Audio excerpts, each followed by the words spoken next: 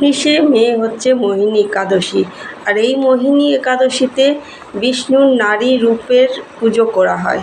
বিষ্ণুর মোহিনী যে রূপ ধারণ করেছিলেন সেই রূপের পুজো করা হয় এই দিন কোনো রকম কোনো পুরোহিতের প্রয়োজন হয় না, ঘরে বসে নিজেই পুজো করা যায় বিষ্ণু বা নারায়ণকে।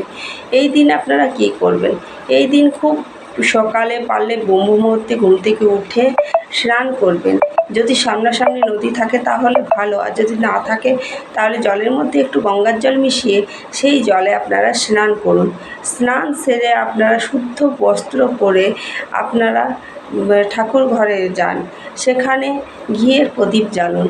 ঘিয়ের প্রদীপ ধূপ ঘিয়ের প্রদীপ, ফুল, চন্দন এবং ফল সহযোগে আপনারা খুব শুদ্ধ মনে বিষ্ণুর পুজো করুন। বিষ্ণুর পুজো করা হয়ে গেলে ওম নমো ভগবতে বাসুদেবায় নমঃ এই মন্ত্র আপনারা জপ করুন।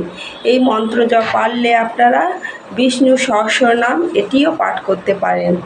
এইভাবেই আপনারা সেই দিনটিকে কাটান, পুজোর মধ্যে দিয়ে কাটান।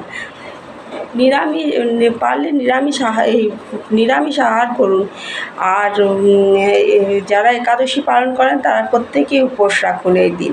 এই দিন কোনো রকম কোনো ভাত বা রুটি, মুড়ি, চিড়ে এসব খাবার খাবেন না।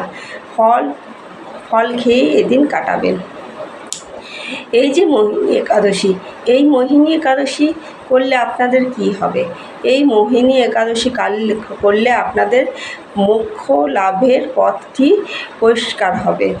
মোক্ষ লাভের আগের জন্মের পাপ ক্ষয় হবে এবং হাসিতে খুশিতে আনন্দে আপনারা থাকতে পারবেন। মোহিনী একাদশী ব্রত সবাই আপনারা করুন। নমস্কার, রাধে রাধে। যদি আমার এই ভিডিওটি আপনাদের ভালো লেগে থাকে তাহলে লাইক, কমেন্ট এবং শেয়ার এবং সাবস্ক্রাইব করে দেবেন। নমস্কার।